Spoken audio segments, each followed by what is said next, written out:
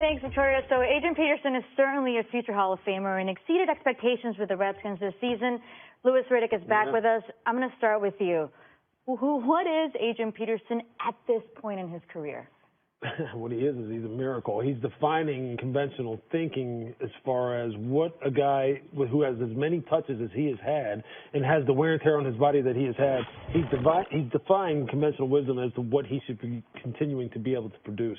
And I, for one, will have to say, look, I was wrong. I thought that he would not look as explosive laterally or with in terms of his long speed this year as he has looked. But I watched him up close and personal in Philadelphia. What surprised you? And I'll take it's the burst. It's the second and third gear that he still has. Mm-hmm. So when he breaks into the open field, you're not going to run him down.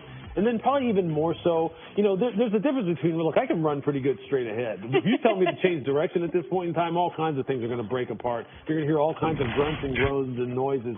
But Adrian still has that kind of lateral agility that you sit there and go, you shouldn't be able to move like that. And that's why it's hard. And it's hard from a front office perspective to project when the wall will come, because it will. It will come. It's just a matter of one, either he gets out before it does come, so it's so obvious, or you're the one who's kind of left holding the bag going, I continue to bet on a guy who's of this number of years, and then all of a sudden he gets old on you right in front of you. That's kind of the roll of the dice that the Redskins front office or any other team is going to take with him, although it would be tough to bet against him. Because, look, again, I was wrong about how good I thought he would look this year. And, two, if you look in his eyes and you listen to him, look, he's different. He's just a different dude anyway. He just is. That's why he's a Hall of Famer. That's why he's special. That's why transcendent applies to people like this, because they transcend normalcy. But it'll be tough. I can't really predict how many years he has left because he's already in, rarefied air anyway. I think Adrian Peterson, he's a physical specimen. Mm-hmm. He's been kind of the standard bearer. Everyone talks about, when you talk about Adrian Peterson, you talk about when he tore his ACL, how quick he came back, and then that became the new standard for everyone. It's like, oh, you tore your ACL? Well, how come you're not back in, back at 8 months or whatever it is from an ACL? What he's done this year is phenomenal. I think my question for Adrian Peterson moving forward with the way the NFL is now, where these running backs today are just dual threat guys. I mean, they're killing you not only running forward, but just in the passing game. I mean, you're talking about like the Todd Gurley's and the Alvin Kamara's, like those guys, they just absolutely are a nightmare out of the backfield. Is Adrian has a game passing by from that aspect where he's not really the receiver type threat out of the backfield as those guys. He can definitely run the football, but I don't know if he can be those type of guys moving forward in this new National Football League. Well, I think in the right scheme, he can be. I agree. He's a freak of nature, man. You come out from an injury like that and set the NFL record, not just come back, set the NFL record. He absolutely is. What I like, man, is he's running with patience. He's studying the game. He was always a guy who was bigger, stronger, faster, Lewis, and he would just blast through the hole, but he's patient going through the holes, using his jump cuts. He's still got a bit of a pop in there, but this dude is special, man. They said after he tore his ACL, his knee was like the knee of a teenager. Like, it was ridiculous when they went in and did his surgery. So Adrian Peterson's got a lot left. But as far as the passing, you put him in the right scheme, he's going to be okay. This guy was just okay in New Orleans. He didn't fit the scheme. It didn't work out. I don't think that was him. But with the Redskins, 1,000 yards rushing, I mean, come on. Well, look, you have to have a complementary component to go along with him because you know what his strength is. So you need a guy like Chris Thompson, who they have on their roster, who is a third down specialist. Then you have to look at how the rest of the team is constructed, whether or not you want to allocate that kind of money to a guy of his age relative to everything else you need on the roster. So there's a lot of things that go into it. He has value, but it's just going to be the specific teams based upon how they're constructed. But look, I mean, that's really not what we're talking about. I mean, that kind of gets into the minutia of roster building. But just on the surface, when you're just talking about this guy, he's a stone cold freak. It's as simple as that, and we just need to kind of honor that and kind of, enjoy it while it's here. And he's only 33. He's going to be 34 in March. He's one of 7 players with at least 1,000 rush yards, age 33 season or older. So that's a dinosaur. Running back here. Over here on this table. Another game I want to get your guys' take on. It's as simple as win and you're in for both the Colts and Titans, who will meet Sunday night in Tennessee. Andrew Luck is 10-0, perfect against the Titans since entering the league. But he says that record doesn't really matter, as he and his teammates simply want to go 1-0 this weekend. So how dangerous would the Colts be in the playoffs, guys? Well, I think they'll be very dangerous because they're built the right way. This is finally a football team that you're starting to see all the work that they put in as far as how they constructed this roster. It's starting to show itself on the football field, notwithstanding the performance that they had against the Jacksonville Jaguars a couple of weeks ago. Meaning this, their offensive line, what they did to the Dallas Cowboys when they played them up in Indianapolis was borderline criminals, the way they beat them down, okay? And that is what exactly Chris Ballard wanted, the new GM here, when he took over this football team and he started putting it together. Because that meant I can protect my quarterback. That meant the running game has more of a chance to flourish, and you've seen how Marlon Mack has looked.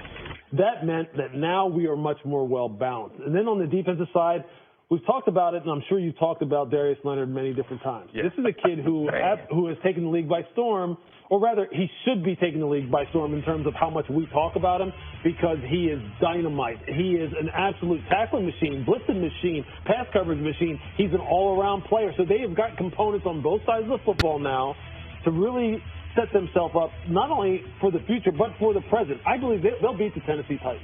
And once they get in, as long as they're able to protect Andrew and he's able to play at his MVP level, which he's been playing at. We haven't talked about it in the MVP race, but he's been playing at that level. Look, I always say this. It's sudden death in the playoffs in the NFL. You don't have to beat a team, 4 times. You don't have to beat them 3 times. You beat them once. Catch them at a bad time, and you play your best. Next thing you know, you're playing in a Super Bowl. You're playing in a conference championship game where no one saw it coming. And why not the Colts? In a league that has as much parity as we've seen in years, there's not one dominant team out there that you could point to, just like, okay, that team, we're going to ride with that team right there. Indianapolis, if they get in the tournament, they could make a lot of noise. I mean, this is a team that from week 7 on, their defense has actually been one of the best defenses in the National Football League. When was the last time we said that about the Indianapolis Colts? They've done a tremendous job on just acquiring the right personnel, and their defensive coordinator came over from Dallas. That scheme that they're running over there, those guys are playing hard, playing fast. It almost looked like the Dallas Cowboys when you watch them, how the Dallas Cowboys play fast and hard on defense. That's the way the Colts are playing on defense. And then Andrew Luck and Lewis spoke about him. Everyone wants to talk about, the comeback player of the year. He's going to be the comeback player of the year. This is a guy that's in the MVP conversation. That's how well he has played. They're playing very much complementary football on both sides of the ball. I agree. This is a team that won 8 of their last 9. They're physical. This isn't Peyton Manning's Colts, where they were fast, they flew around, they were built to play ahead. This is a team that can go out and grind with you, and that AFC is wide open, man. Andrew Luck, I think, if arguably, I'd say he's third in the MVP running, with things that he's been able to achieve this season. So as far as the Colts, I think they have their respect. They can match up pound for pound and we with anybody. haven't really mentioned the fact that, look, Frank Reich is a tremendous coach. Matt Eberflus, who you're talking about, the defensive coordinator, is a tremendous coach. And, I know this kind of veers off a little bit about the subject matter just being the Colts, but when you talk about this coaching staff in particular, and I'm a firm believer of how big coaching comes into play, and you know this, you were coached by the best to ever do it. When you get to the playoffs, it's a big plus for them to have a guy like Frank Reich on their side and calling the shots for this football team. And when people start talking about how this next coming coaching cycle, which we're going to start talking about here in a couple of days, that there aren't a bunch of stars out there, remember this. Josh McDaniels was supposed to have that job, supposed to be coaching the Colts. That's right. Frank Reich was supposed to be an assistant somewhere. So whenever you think that there aren't great coaches out there, they are. You just have to be able to identify them. And Chris Ballard has identified one here with Frank Reich. And I know no player wants to sit the amount that Andrew Luck did last season, but I kind of also helped to put them where they are right now, don't you think, with sitting back and being with that staff? Sure, absolutely. Look, right now, I'll tell you this. I think what's really helped Andrew Luck in particular, as far as sitting out, is the fact that he was able to kind of take stock of his game and see, okay, look, I've taken the league by storm. I got hurt. Maybe I was a little bit reckless, a little bit careless. How can I improve my game as far as how I play it on the field? And then cerebrally, how can I take it to the next level with this new staff that's being brought in here?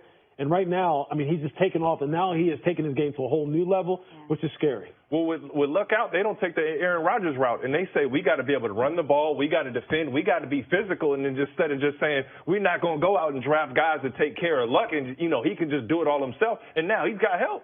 And he's going to do it on prime time. He is possibly one win away from sending the Colts back to the postseason, first time since 2014. You got much more for us today? Game goes that way. That's how Oklahoma can make a game of this. Yeah, I mean, there's a lot of NFL games that look like that, candidly, sometimes these days. And as we look at this one, even the coaching matchup is fascinating here. Saban is a living legend. Lincoln Riley is the young upstart that everyone is talking about. What do you find most interesting about that battle on the sidelines? Well, I think Lincoln Riley, not just in the college game, you just talked about the NFL game. I remember telling you this, that when I was getting ready for the draft, that, you know, in the past, Lincoln Riley would have 2 or 3 NFL coaches come in and talk to him about his offense. And then last year, he had over 30 coaches come in and talk to him about his offense. So what you're seeing in college football and what you're seeing, I think, with a lot of teams in the NFL, a lot of people are picking the mind of Lincoln Riley. And talking to Coach Saban this week down here, he's been very, very honest in saying this coach and this system is as unique and difficult of a system of any offense that I've had to prepare for, because they have so many different answers to whatever you do defensively. He says that there are a lot of combinations where it looks like a run, you think you have it defended, and then the quarterback, because of his ability to process, much like Baker Mayfield and what he's doing with the Browns, he sees it and instinctively has an answer to whatever you're doing defensively. So that, to me, is, I think, the matchup. Is you have Nick Saban, who's a defensive genius, obviously, going up against Lincoln Riley in this new offensive kind of fad that we're living in college and pro football, and they're going to go head-to-head. I think it's fascinating. Can't wait to see it. Herbie, thanks a million for doing this. Have a wonderful day. We'll see you tomorrow night with your coverage of the game. Again, ESPN has both college football playoff semis.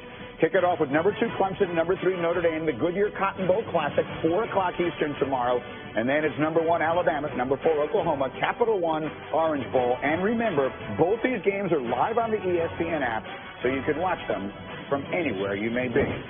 Coming up, the Steelers are fighting to get in the playoffs. But we'll tell you why this game might be even more important for the future of their coach. That's on the way.